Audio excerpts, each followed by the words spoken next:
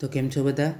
આજે આપણે micro processor અને માઇક્રો કંટ્રોલરનો 4th ચેપ્ટર જે છે એ શરૂ કરીએ છીએ, બરાબર છે. તો એનો ચોથો ચેપ્ટર શું છે? તો કે માઇક્રો પ્રોસેસર અને માઇક્રો કંટ્રોલરના ઉપયોગો, એટલે કે માઇક્રો પ્રોસેસર અને માઇક્રો કંટ્રોલરની એપ્લિકેશન્સ. આગળના ચેપ્ટરમાં આપણે શું શીખ્યા? તો કે આગળના ચેપ્ટરમાં આપણે માઇક્રો કંટ્રોલર અને માઇક્રો પ્રોસેસર વિશે શીખ્યા, બરાબર છે. કેમ કામ કરે છે અને સ્ટ્રક્ચર કેવું હોય છે વગેરે વગેરે. આજે આપણે એના ઉપયોગો જે છે એ શીખશું, બરાબર છે. તો આપણે ઓવરવ્યૂ જોઈ લઈએ. તો કે પહેલાં તો ઇન્ટ્રોડક્શન આપણે જોશું શું છે આ બધું. પછી એની અંદર જે જોવાના છે મેમરીના વિવિધ પ્રકારો, બરાબર છે. પછી જોશું રેન્ડમ એક્સેસ મેમરીઝ વિશે. પછી આપણે જોશું ડીકોડર વિશે. પછી રેમ અને રોમનું આંતરિક બંધારણ કેવું હોય છે જોશું. મેમરી ઇન્ટરફેસિંગ કેવી રીતે થાય છે એ આપણે જોશું, બરાબર છે. મેમરી ઇન્ટરફેસિંગ એટલે શું? મેમરી ઇન્ટરફેસિંગ એટલે શું? તો કે જો માઇક્રો પ્રોસેસર છે એની અંદર મેમરી હોતી નથી, બરાબર છે. તો આપણને ખબર છે. એટલે એને એક્સટર્નલ મેમરી સાથે આપણે જોડવું પડે છે. તો આને એક્સટર્નલ મેમરી સાથે જોડવાની પ્રક્રિયાને શું કહેવામાં આવે છે? ઇન્ટરફેસિંગ, બરાબર છે. આપણે માઇક્રો કંટ્રોલર જે છે એને પણ એક્સટર્નલ મેમરી સાથે જોડી શકીએ છીએ. જો આપણને માઇક્રો કંટ્રોલરની જે અંદરની મેમરી ઓછી પડતી હોય તો એક્સટર્નલ મેમરી સાથે આપણે એને જોડી શકીએ છીએ, અને આ જ જે કહેવાય મેમરી ઇન્ટરફેસિંગ. પછી ડેટા ટ્રાન્સફરની પદ્ધતિઓ જોશું. પછી 8255A એટલે કે પ્રોગ્રામેબલ પેરિફેરલ ઇન્ટરફેસ એ શું છે એ પણ જોશું. પછી પ્રોસેસર માઇક્રો પ્રોસેસર આધારિત કંટ્રોલ સિસ્ટમ વિશે જોવાના છીએ આપણે. પછી આપણે એપ્લિકેશન, પછી ખરેખર જે એપ્લિકેશન છે એની ઉપર જશું, બરાબર છે. એ છે માઇક્રો પ્રોસેસર દ્વારા ભઠ્ઠીના તાપમાનનું કંટ્રોલ, માઇક્રો પ્રોસેસર દ્વારા ટ્રાફિક કંટ્રોલ, એસીઆરના ફાયરિંગ ખૂણાનો કંટ્રોલ, ડેટા એક્વિઝિશન સિસ્ટમ, બરાબર છે. આ બધી જે છે વસ્તુ આપણે જોવાના છીએ. તો ઇન્ટ્રોડક્શનમાં આપણે જોઈએ કે ભાઈ મેમરી માઇક્રો પ્રોસેસર આધારિત સિસ્ટમનો એક અનિવાર્ય ભાગ છે, બરાબર છે. મેમરી પ્રોગ્રામના દ્વિઅંકી ઇન્સ્ટ્રક્શનો અને ડેટા માટે જરૂરી જગ્યા પૂરી પાડે છે. એટલે શું છે મૂળ વસ્તુ શું છે? જો સમજવાનું એ છે કે માઇક્રો પ્રોસેસર છે કે માઇક્રો કંટ્રોલર છે, માઇક્રો પ્રોસેસર છે કે માઇક્રો કંટ્રોલર છે, બરાબર છે. કલર બદલી નાખો જરાક. જો માઇક્રો પ્રોસેસર હોય કે પછી માઇક્રો કંટ્રોલર હોય. હવે અહીંયા શું છે? એપ્લિકેશન છે, બરાબર છે. એપ્લિકેશન છે કે ભાઈ મારે માઇક્રો કંટ્રોલરથી આ કામ કરવાનું છે. હવે એ કામ કેવી રીતે થશે? તો કે કોઈ પ્રોગ્રામ વડે થશે, બરાબર છે. કોઈ તમે પ્રોગ્રામ લખ્યો હશે કે જેને એક્ઝિક્યુટ કરીને માઇક્રો કંટ્રોલર કે પ્રોસેસર આ એપ્લિકેશન પૂરી પાડે, બરાબર છે. આ એપ્લિકેશન જે છે એ શું કરશે? એક્ઝિક્યુટ કરશે, બરાબર. એટલે ટૂંકમાં કહેવાનો અર્થ છે કે કોઈ એક કામ છે. એપ્લિકેશન એટલે શું? કોઈ એક કામ છે. ધારો કે મારે માઇક્રો કંટ્રોલરથી કોઈ મોટર છે, બરાબર, એની સ્પીડ કંટ્રોલ કરવી છે, તો એ એપ્લિકેશન થઈ, બરાબર. માઇક્રો કંટ્રોલરથી મોટરની સ્પીડ કંટ્રોલ કરવી એ આપણી એપ્લિકેશન થઈ. હવે કેવી રીતે સ્પીડ કંટ્રોલ કરશે? તો કે તમે જે પ્રોગ્રામ લખ્યો હશે એને એક્ઝિક્યુટ કરીને, બરાબર, પ્રોગ્રામ લખ્યો હશે એને એક્ઝિક્યુટ કરીને જે છે માઇક્રો કંટ્રોલર એ સ્પીડ કંટ્રોલ કરશે, બરાબર છે. એટલે એપ્લિકેશન એક્ઝિક્યુટ કરશે. હવે આ પ્રોગ્રામ એક્ઝિક્યુટ કરે છે માઇક્રો કંટ્રોલર કે માઇક્રો પ્રોસેસર, સરસ. પણ એ પ્રોગ્રામ ક્યાં હશે? એ પ્રોગ્રામ ક્યાંક તો આપણે રાખવો પડે કે નહીં? ક્યાંક તો આપણે એને સ્ટોર કરવો પડે કે નહીં? તો પ્રોગ્રામને સ્ટોર કરવા માટે આવે મેમરી, બરાબર છે. મેમરી, બરાબર છે. પ્રોગ્રામ જે છે એ ક્યાં સ્ટોર કરવાનો હોય? આપણે મેમરીની અંદર સ્ટોર કરવાનો હોય. અને મેમરીના બે પ્રકાર છે, એક છે રોમ અને બીજી છે રેમ. તો આ રોમ અને રેમ વિશે આજે આપણે જોશું. તો જુઓ શું કહેવામાં આવે છે કે ભાઈ મેમરી પ્રોગ્રામની દ્વિઅંકી ઇન્સ્ટ્રક્શન છે અને ડેટા જે છે એના માટે જરૂરી જગ્યા પૂરી પાડે છે. એટલે કે પ્રોગ્રામ જે છે એ ક્યાં સ્ટોર થાય છે? મેમરીમાં. મેમરીના મુખ્યત્વે બે વિભાગ છે. પહેલી છે પ્રાથમિક એટલે પ્રાઇમરી મેમરી અને બીજી સેકન્ડરી. હવે રેમ અને રોમ સિસ્ટમની પ્રાથમિક મેમરી બનાવે છે, બરાબર. રેમ અને રોમ એટલે શું? તો કે સિસ્ટમની પ્રાઇમરી મેમરી. જ્યારે સ્ટોરેજ ડિવાઇસ જેવા કે floppy, hard disk, tape drive કે પછી તમે પેન ડ્રાઈવ કહો, બરાબર છે, વગેરે સિસ્ટમની ગૌણ મેમરી છે, બરાબર છે. એટલે હવે જો તમને જો સમજવું હોય ને મોબાઈલની મદદથી તો એમ સમજો કે તમારો મોબાઈલ ફોન છે, બરાબર છે.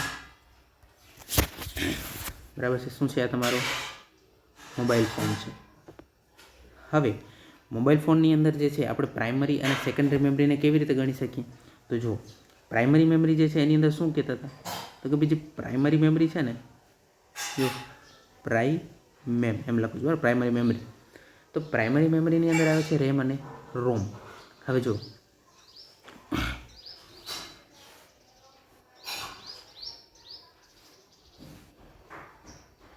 એક આવે છે રેમ, બરાબર. સૌથી પહેલાં તો હું રોમ લખું, બરાબર.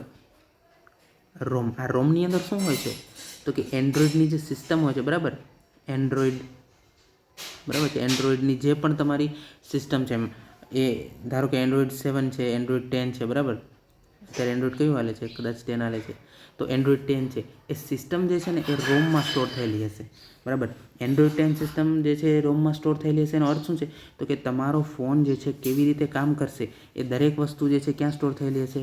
રોમની અંદર. પછી આવે છે રેમ, બરાબર છે.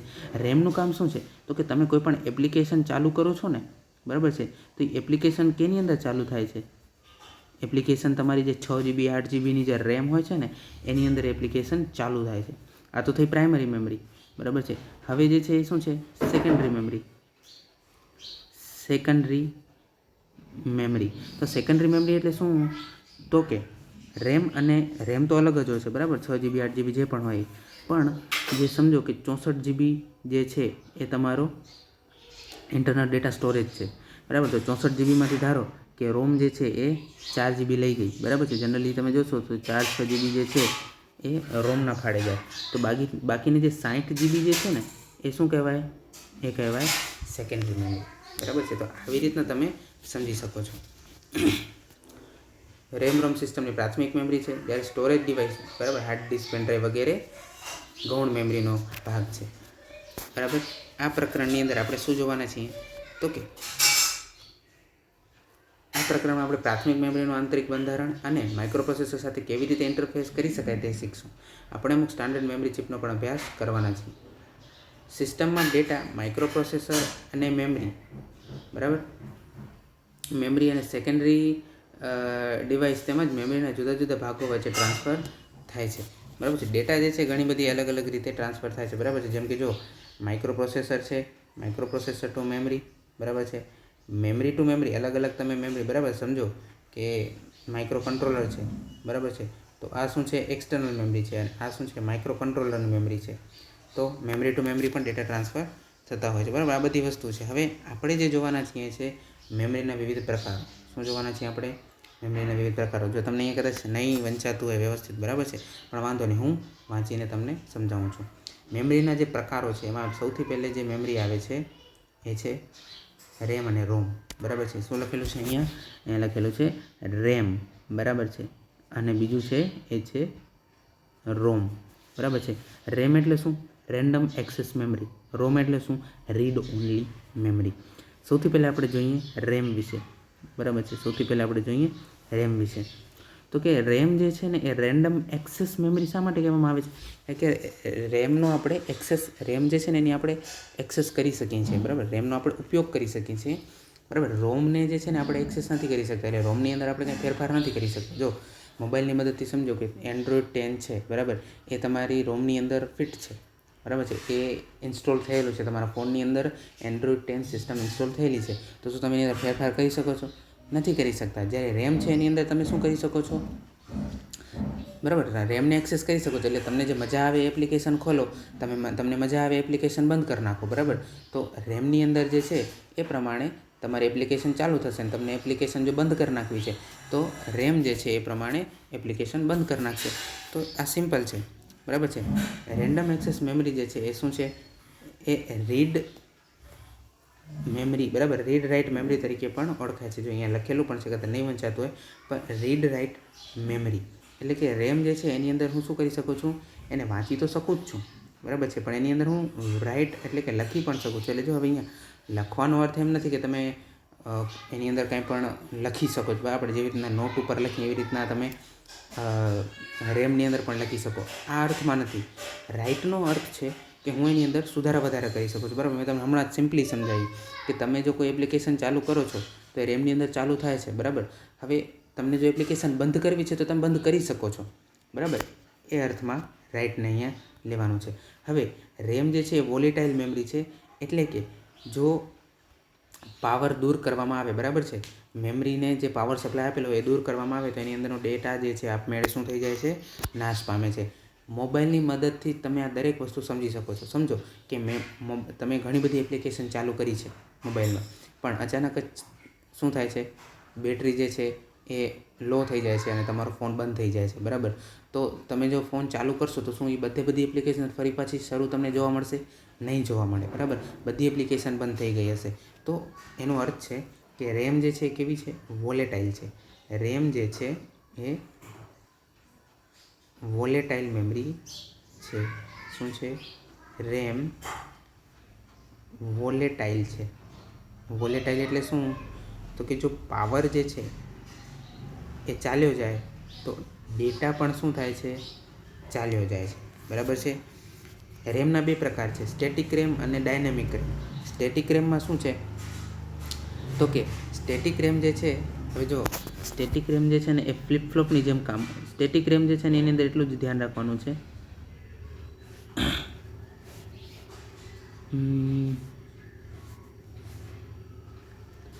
જો સ્ટેટિક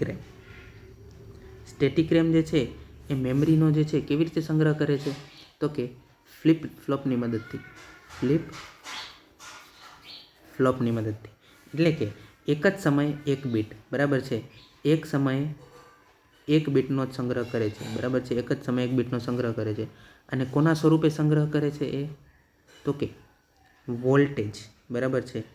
વોલ્ટેજના સ્વરૂપે સંગ્રહ કરે છે, બરાબર છે. સ્ટેટિક રેમ એટલા માટે કહેવામાં આવે છે કે જ્યાં સુધી તમે એને બીજો બીટ સ્ટોર કરવા માટે ન આપો ત્યાં સુધી એ ફ્લિપફ્લોપની અંદર એક બીટને જે પહેલે આપણે સ્ટોર કર્યું હતું, સમજી લો કે શરૂઆતમાં તમે ફ્લિપફ્લોપની અંદર 0 જે છે સ્ટોર કર્યો છે, બરાબર છે, 0. તો જ્યાં સુધી તમે એ ફ્લિપફ્લોપને એટલે કે આ સ્ટેટિક રેમને બીજો કોઈ બીટ સ્ટોર કરવા માટે ન આપો ત્યાં સુધી એ 0ને જ સ્ટોર કરીને ફ્લિપફ્લોપ એટલે કે આ સ્ટેટિક રેમ બેઠી હોય, બરાબર છે. અને આ જે બીટ જે છે એને કોના સ્વરૂપે સ્ટોર કરે છે? વોલ્ટેજના સ્વરૂપે સ્ટોર કરે છે. પછી આવે છે ડાયનામિક રેમ. હવે ડાયનામિક રેમ જુઓ. ડાયનામિક રેમમાં શું છે તો ડાયનામિક રેમ જે છે એ કોના વડે બનેલી હોય છે? ફ્લિપફ્લોપ વડે નહીં, પણ એ બનેલી હોય છે મોસ ટ્રાન્ઝિસ્ટર વડે. મેટલ ઓક્સાઇડ સેમિકન્ડક્ટર ટ્રાન્ઝિસ્ટર વડે બનેલી હોય છે, બરાબર છે. મેટલ ઓક્સાઇડ સેમિકન્ડક્ટર ટ્રાન્ઝિસ્ટર વડે બનેલી હોય છે. હવે આની અંદર જે છે એ જે ડેટા જે છે, બરાબર છે, એ કોના વડે કયા ફોર્મની અંદર એટલે કે કેવા પ્રકારે સ્ટોર થાય છે તો કે જે કેપેસિટર હોય છે, બરાબર, એના ચાર્જના સ્વરૂપે એ જે છે ડેટા સ્ટોર થાય છે, બરાબર. ડાયનામિક રેમમાં તમારે આટલું જ ધ્યાનમાં રાખવાનું છે, બરાબર છે. હવે ડાયનામિક રેમ જે છે એની અંદર રિફ્રેશ સર્કિટની જરૂર પડે છે. હવે રીડ ઓનલી મેમરી, બરાબર. રીડ ઓનલી મેમરી એટલે કે માત્ર તમે આને વાંચી શકો, એટલે કે તમે આની અંદર કંઈ એક્સ્ટ્રા એડ ન કરી શકો, બરાબર. તમે એન્ડ્રોઈડ 10 છે, બરાબર, તમારા ફોનની અંદર એ સિસ્ટમમાં ફિટ થયેલું છે એન્ડ્રોઈડ 10, બરાબર. તમે એની અંદર કંઈ ફેરબદલ કરી શકો નહીં. આપણે એક યુઝર તરીકે એની અંદર કંઈ ફેરબદલ નથી કરી શકતા, બરાબર. કોઈ ડેવલપર પાસે તમે લઈ જાઓ કે કોઈ પ્રોગ્રામર છે, સોફ્ટવેર એન્જિનિયર છે, બરાબર, સોફ્ટવેર ડેવલપર છે, તો એવા જે વ્યક્તિ છે કે જે રોમ લેવલે પણ કંઈક ફેરફાર કરી શકે છે તો એ ભલે કરી શકતા હોય, પણ આપણે એક યુઝર તરીકે જે છે ને એ રોમની અંદર કંઈ ફેરફાર કરી શકતા નથી. રોમના પણ અલગ અલગ પ્રકાર છે. સૌથી પહેલે છે માસ્કડ રોમ. માસ્કડ રોમનો અર્થ છે કે આ રોમ જે છે, બરાબર, માસ્કડ રોમ એટલે શું? એની અંદરનો જે ડેટા છે, બરાબર, એ કોણ તમને ડેટા ભરી આપે છે તો કે એ જે છે એ મેન્યુફેક્ચરર જે છે એ ડેટા તમને એની અંદર રોમની અંદર ભરી આપે છે. એટલે કહેવાનો અર્થ શું છે? ટૂંકમાં તમારા મોબાઈલ ફોનની અંદરની જે રોમ છે એ કેવી છે? માસ્કડ રોમ છે. શા માટે? કારણ કે તમે જેની પાસેથી ફોન લ્યો છો એ તમને એની અંદરનો ડેટા એટલે કે જે એન્ડ્રોઈડ 10 સિસ્ટમ છે એ તમને પહેલેથી પ્રી-ઇન્સ્ટોલ કરીને આપે છે. તમે એની અંદર ફેરબદલ પછી કંઈ કરી શકતા નથી. એટલે માસ્કડ રોમ કેવી હોય છે તો કે માસ્કડ રોમ જે છે એ ઉત્પાદક દ્વારા જ જે છે એની અંદર જે પ્રોગ્રામ જે છે એ પહેલેથી ઇન્સ્ટોલ કરવામાં આવે છે, બરાબર. તમે એની અંદર કંઈ ફેરફાર કરી શકતા નથી. એટલે આપણી જે મોબાઈલ ફોન જે છે, બરાબર, મોબાઈલ ફોનની જે રોમ છે કેવી છે? એ છે માસ્કડ રોમ છે. કેવી છે? માસ્કડ રોમ, કે પહેલેથી જ ઉત્પાદક મેન્યુફેક્ચરર જ એની અંદર પ્રી ઇન્સ્ટોલ જે એન્ડ્રોઈડ 10 સિસ્ટમ છે એ કરી આપે છે. પછી છે પ્રોગ્રામેબલ રીડ ઓનલી મેમરી, એટલે કે આ કેવી છે? જેને તમે પ્રોગ્રામ કરી શકો, બરાબર છે. આ એવી છે કે જેને તમે પ્રોગ્રામ એક વખત કરી શકો. જો અહીંયા લખેલું છે આ મેમરી જે છે એક જ વાર, ખાસ ધ્યાન રાખવાનું છે, એક જ વાર યુઝર કે ઉત્પાદક દ્વારા પ્રોગ્રામ થઈ શકે છે. એટલે કે સમજો કે માસ્કડ રોમમાં તો શું છે કે તમે નવો નક્કોર ફોન લો એટલે એની અંદર તમને એન્ડ્રોઈડ 10 સિસ્ટમ પહેલેથી જ પ્રી ઇન્સ્ટોલ તમને મળે, બરાબર છે. પ્રીલોડેડ તમને એન્ડ્રોઈડ 10 સિસ્ટમ મળે, પછી તમે એની અંદર કંઈ ફેરફાર કરી શકતા નથી. પ્રોગ્રામેબલ રીડ ઓનલી મેમરીમાં શું છે તો કે ધારો કે કોઈ એવો ફોન મળતો હોય કે જેના રોમની અંદર કોઈ એન્ડ્રોઈડ સિસ્ટમ જે છે, બરાબર છે, એ પહેલેથી ના હોય, બરાબર. ધારો કે અત્યારે એન્ડ્રોઈડ 10 સિસ્ટમ જે છે, બરાબર, એ ચલણમાં છે, પણ તમને એમ થાય છે કે ના, મારે એન્ડ્રોઈડ 10 સિસ્ટમ નહીં, પણ મારે કઈ જોઈએ છે? એન્ડ્રોઈડ 7 સિસ્ટમ જે છે મારે નાખવી છે ફોનમાં, બરાબર. તો કદાચ જો એવા ફોન મળતા હોય કે જેની રોમ કેવી હોય? બ્લેન્ક હોય. બ્લેન્ક રોમ એટલે કેવી? ખાલી રોમ એમ, બરાબર, બ્લેન્ક રોમ હોય. હવે તમે શું કરો તો કે તમે જે છે રોમની અંદર કઈ સિસ્ટમ લોડ કરો? એન્ડ્રોઈડ 7 સિસ્ટમ લોડ કરો, બરાબર. એટલે તમે કરો, મેન્યુફેક્ચર તમને ખાલી બ્લેન્ક રોમ સાથે તમને ફોન આપી દે, એટલે કે બંધ ફોન, બરાબર છે, જેની અંદર કોઈ સિસ્ટમ જ નથી. તમે શું કરો છો? એની અંદર એન્ડ્રોઈડ 7 કે એન્ડ્રોઈડ 8 તમને જે પસંદ છે એ સિસ્ટમ નાખો છો, બરાબર. તો આ જે છે કેવી કહેવાય? પ્રોગ્રામેબલ રીડ ઓનલી મેમરી કહેવાય. એટલે એક વખત તમે જો સિસ્ટમની અંદર એક વખત જો તમે ફોનની રોમ છે એની અંદર કોઈ સિસ્ટમ નાખી દીધી, એન્ડ્રોઈડ 7, 8, 9 જે પણ, પછી તમે એને બદલી શકતા નથી, બરાબર. પછી તમે એને બદલી શકતા નથી, એટલે જ લખેલું છે એક જ વખત, બરાબર છે. હવે આવે છે ઇરેઝેબલ પ્રોગ્રામેબલ મેમરી, બરાબર છે. હવે નામ ઉપરથી તમને ખબર પડી જાય છે કે ઇરેઝેબલ પ્રોગ્રામેબલ રોમ એટલે શું? તો EEPROM કહેવાય, બરાબર છે. ઇરેઝેબલ પ્રોગ્રામેબલ ROM, EEPROM, બરાબર. એનો અર્થ શું છે તો કે આ મેમરી વારંવાર પ્રોગ્રામ કરી શકાય છે, બરાબર છે. આગળની જે મેમરી હતી પ્રોગ્રામેબલ રોમ, એ કેવી હતી? એક જ વખત જેને પ્રોગ્રામ કરી શકાય. પણ આ મેમરી કેવી છે? જેને વારંવાર પ્રોગ્રામ કરી શકાય છે. તેને પ્રોગ્રામ કરવા માટે EEPROMના પ્રોગ્રામરની જરૂર પડે છે. આ મેમરીમાં રહેલા ડાટાને EEPROM ચિપની ઉપર આવેલા નાનકડા વિન્ડોમાંથી અલ્ટ્રાવાયોલેટ લાઇટ પસાર કરીને નાશ કરી શકાય છે. એટલે શું? જો જે આપણી આ EEPROM છે, બરાબર છે, આ કેવી છે? ઇરેઝેબલ પ્રોગ્રામેબલ રોમ, બરાબર છે. આ છે આપણી ઇરેઝેબલ પ્રોગ્રામેબલ રોમ, બરાબર છે.